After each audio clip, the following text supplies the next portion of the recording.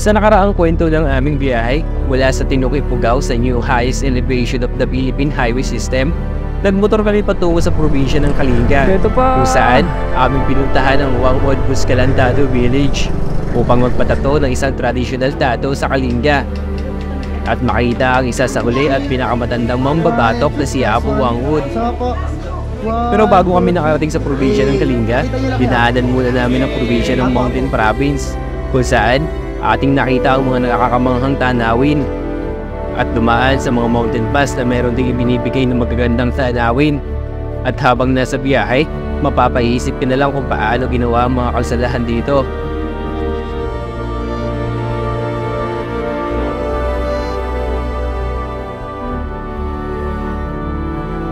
Sa video ito, hindi na namin pinalagpas ang pagkakataon na masilayan ang pinakamataas na hangin footbridge dito sa Pilipinas.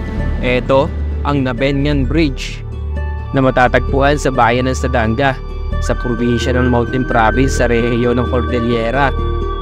Itong pagkakataon na ito ay hindi namin inasahan at wala sa plano namin.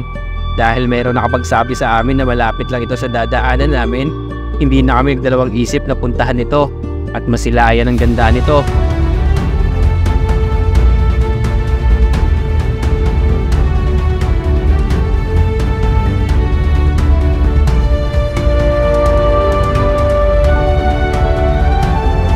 Sana samahan niyo po ulit kami sa panibagong kwento ng aming biyahe dito sa rehiyon ng Cordillera. Tara, simulan na natin ang kwento ng aming biyahe.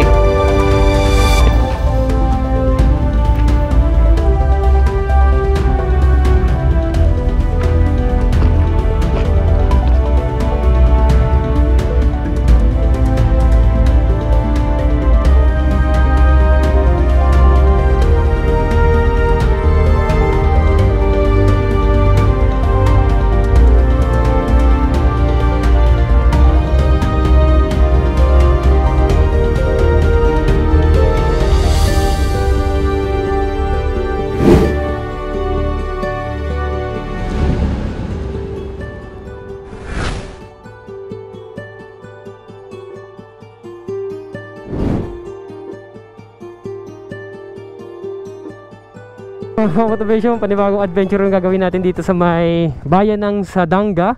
So aakit tayo dito, pupuntahan natin yung pinakamataas na hangin bridge dito sa may Sadanga.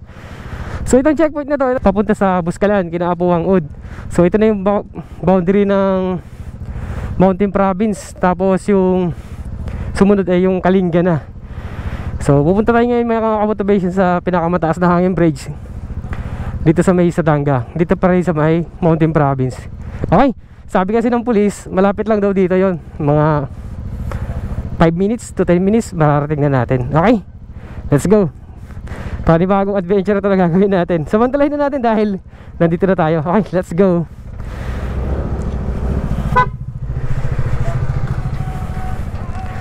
Okay, nakita kami dito. Ito pala yung ruta nun. Pagka nakarating kayo dito sa may unang checkpoint dito sa may Sadanga, sa boundary ng Mountain Province papuntang Kalinga, papunta kayo na Apo Wangwod. Ito na yon, doon mismo sa may police station. Akit na kayo dito. Dito natin makikita yung pinakamataas na hangin bridge sa buong Pilipinas. Okay. Sayang ang pagkakataon, nandito na tayo. Since na madadaan naman natin ang ruta, kahit na medyo out of way siya, di ba? Kasi ang ruta isa lang naman para makabalik tayo ng Sagada. At least, ayun, nakita ko no. Ayun no. Yun ang mga pinakamataas na hangin bridge. Makikita na natin. Okay, ang lapit lang pala. Wala na sa may checkpoint. Ando na kita na natin siya lapit lang Okay.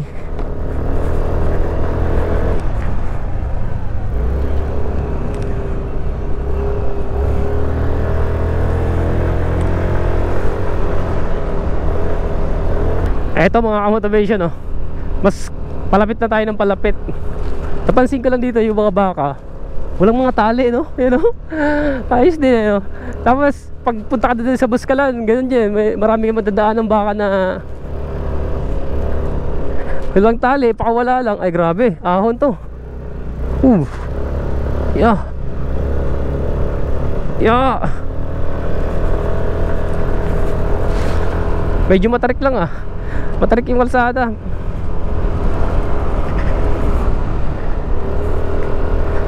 Yeah.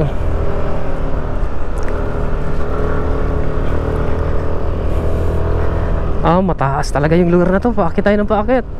Nakita naman natin kanina sa may bandang baba pa lang. Sobrang taas ng hanging bridge na yun. Sana makapagpalipad tayo ng ayos ng drone dahil pagka ganito kasi kabundukan, minsan malakas ang hangin eh. Yeah.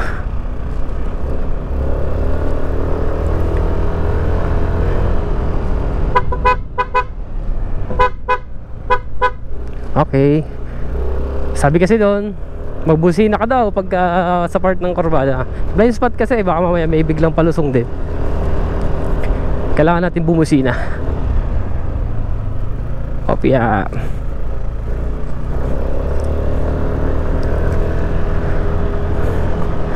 Matarik. Matarik. Ayun. Mas malapit na tayo. Ayun. Kita na natin.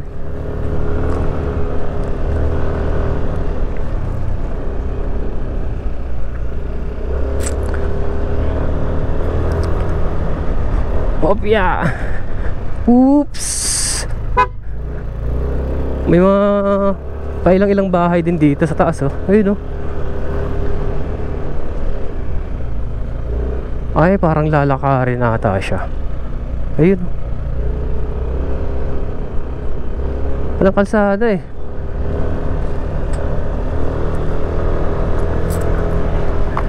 Mukhang maglalakad tayo ah. Ay, magtatanong tayo dito. Welcome. Pwede po magtanong? Paano po makakarating doon sa may hanging bridge? Dito po. Malalakarin? Ay, ito yung daan. Iyan po ba yung pinakamataas na hanging bridge? Yan po. Sa ano? Ah, ito po lang pangalan nun? Ah, no. Nabengan? Ano po pronunciation niya? Nabengan? Nabengan. Nabengan. Ah, okay. Nabengan Bridge. Okay. Sige po. May bayad po ba? Meron po. Magkano? 50 per head po. Para makarating doon. May kasama kami. Kung gusto nyo, sasamahan ko kayo kung ano. Madali lang naman pumunta. Ano ba? Madali lang pumunta. Opo. Diretso lang yan. Ito, tapos kumanan ka dyan. Diretso lang. Sige po, sige po. Tanong ka kasama ko.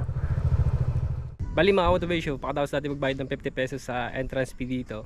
So, bababa na tayo dito. Sabi ng nakausap nating bantay, 5 minutes lang mararating na natin yung hanging bridge dito sa Sadanga. Yung Nabengan hanging bridge. Okay, bababa tayo. Ito. Yung dadaanan natin. Bababa. So, medyo palusong lang tong daan pababa. Kasi, yun o, ilang steps din to. Yan. Yan. Tapos, ito na. Pagdating dito, medyo patag na. Hindi na siya yung step by step yung ano, hahakbangan mo. So, diretso na tong gano'n. Ito yung makikita natin. Yung view sa baba, ayun. Yan. Tapos, diretso tayo dito.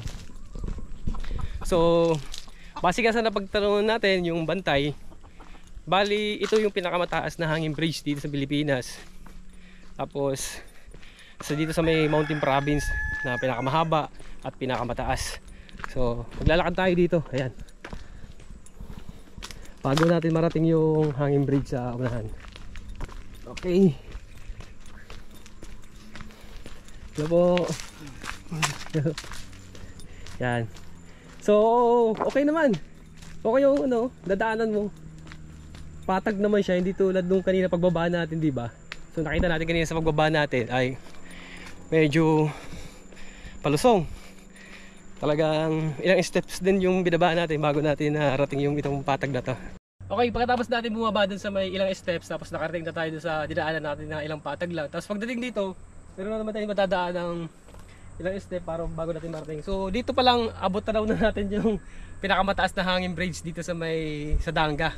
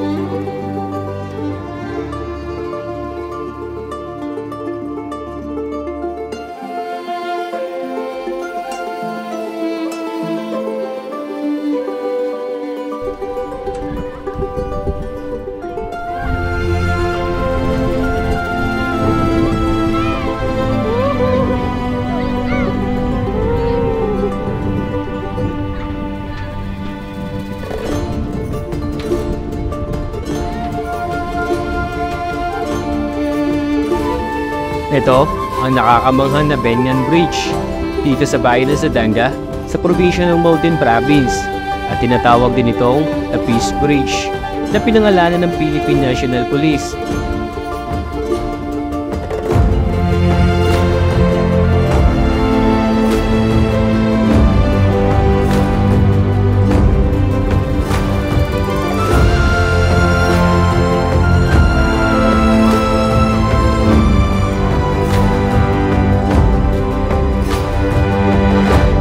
Isa itong 323 meters long suspension bridge na itinayo noong 2021 at pinasinihan noong April 2022. At ang tulay ay naging posible sa pamamagitan ng naipon na pondo mula sa mga donasyon ng ilang ahensya ng gobyerno at stakeholder kasama na ang halagang lalikom ng mga kalalakihan at kababaihan na pulis ng Regional Office ng Cordillera.